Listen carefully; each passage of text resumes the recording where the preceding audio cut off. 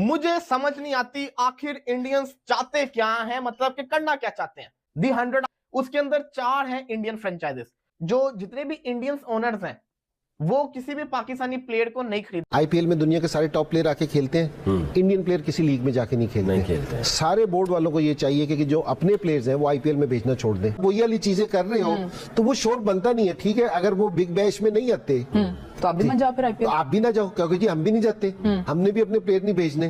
भाई कहीं आप किसी टाइम आप कोई चीज करोगे तो उसका रिजल्ट निकलेगा ना। द 100 यूके की जो लीग है उसमें 45 पाकिस्तानियों ने 45 पाकिस्तानी क्रिकेटर्स ने अपना नाम रजिस्टर किया था, लेकिन इस साल 45 के 45 पाकिस्तानी क्रिकेटर्स को रिजेक्ट कर दिया गया। कोई पाकिस्तानी क्रिकेटर द 100 में नहीं खेलेगा। अब मुझे पता है इसमें इंडिया का नाम काफी मशहूर T20 लीग, उसके दरवाजे पाकिस्तानी प्लेयर्स के ऊपर आहिस्ता आहिस्ता बंद होना शुरू हो गए हैं। IPL, SA20, उसके बाद ये तीसरी मेजर लीग है जिसके दरवाजे जो हैं वो पाकिस्तानी प्लेयर्स के लिए बंद होना शुरू हो गए हैं। वो 4 फ्रेंचाइजेज जिनके पार्शियल ओनर्स इंडियंस हैं वो कोई इंटरेस्ट नहीं ले रहे ऑक्शन में किसी पाकिस्तानी प्लेयर्स को लेने की। द 100 जो लीग होती है उस पर ओनर जो हैं वो उसको बाय कर रहे हैं, और उसके बाद शायद पाकिस्तान के काफी प्लेयर्स जो हैं वो उसमें आपको फिर नजर नहीं आएंगे। और वैसे भी अब BBL रह गई है, तो प्रोबेबली अगर BBL में भी कुछ इंडियन ओनर्स आ जाते हैं तो फिर उसमें भी जो है वो आप पाकिस्तानी प्लेयर्स की शमूलियत कम देखेंगे। कि यार एक अनस्टेटेड सा रूल है कि इंडियन ओनर्स पाकिस्तानी प्लेयरों को नहीं लेते, और 100 की टैगलाइन है कि 100 is inclusive for everyone, diversity है, इट इज फॉर एवरीवन। तो कैसे आप लोग सस्टेनेबल बना पाओगे? पहले इंडिया के ओनर्स नहीं थे 100 लीग में, लेकिन इस दफा भाई सारे ही इंडिया के ओनर्स हैं वहां पे। उन्होंने भाई 100 लीग की जो मैनेजमेंट है उनको कंफर्म कर दिया है कि भाई हम पाकिस्तान के प्लेयरों को नहीं पिक करेंगे। अब पाकिस्तान के प्लेयर सिर्फ CPL खेल सकते हैं, BPL है, बांग्लादेश प्रीमियर लीग, ये 2 लीगें हैं जहां पे भाई पाकिस्तान के प्लेयर खेल सकते हैं। इन्वेस्टर का, इंडियन फ्रेंचाइज ओनर का असर रसूख है, वो दबाव में पाकिस्तान के खिलाड़ियों को अपनी टीमों का हिस्सा नहीं बना रहे। टेलीग्राफ की रिपोर्ट है, Pakistani cricketers will not be signed by the 4 Indian on 100 franchises in the next month auction. ये क्या है? ऐसे तो पाकिस्तानी क्रिकेट खत्म हो जाएगी, प्लेयर्स को पैसा ही नहीं मिलेगा। मेजर क्रिकेट लीग जो USA की है उसके अंदर इंडियंस, CPL के अंदर इंडियंस, साउथ अफ्रीका के अंदर इंडियंस, IL T20 के अंदर इंडियंस, इसके अलावा न्यूजीलैंड की लीग शुरू होने जा रही है उसमें भी इंडियंस आएंगे। बिग बैश अपनी 2 फ्रेंचाइजेस जो है वो इंडियन ओनर्स को देने जा रहा है, वहां भी जिसको कहते हैं इंडियंस। तो पाकिस्तान कहां क्रिकेट खेलेगा? आखिर इंडियंस चाहते क्या?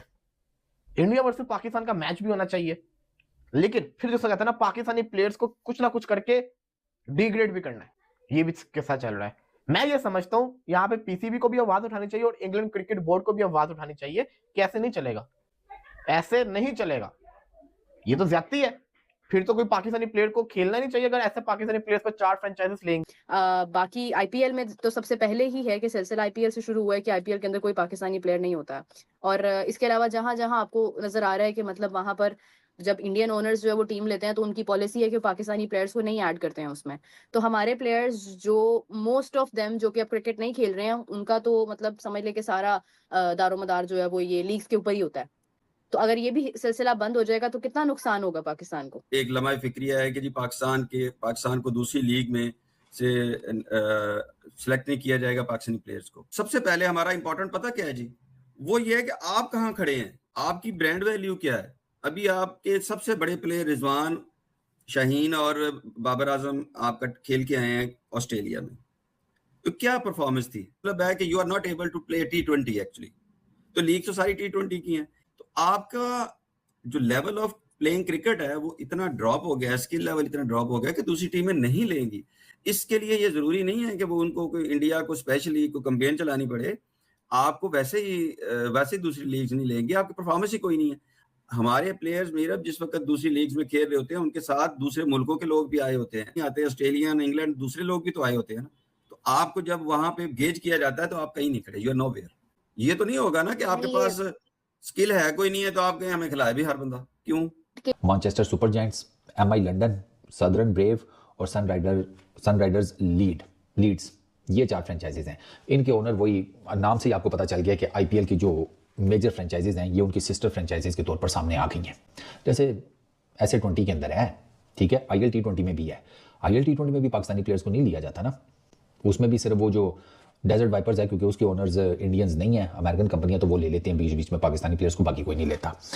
तो IPL की टीमों के जो मालिक हैं वो इधर भी आकर मालिक बन बैठे हैं, जो मर्जी कर लें, हम जो मर्जी लॉ बना लें, जो मर्जी कर लें, अब लेट सपोज ऑक्शन लगी हुई है, इमाद वसीम का नाम आता है, ये 4 कहते हैं ना हमें नहीं ज़रूरत इसकी, हमें ऑलराउंडर नहीं चाहिए। आप क्या ज़बरदस्ती कहेंगे कि नहीं ले, यहाँ तो आप बनाएं उसूल के नीचे लेना पड़ेगा।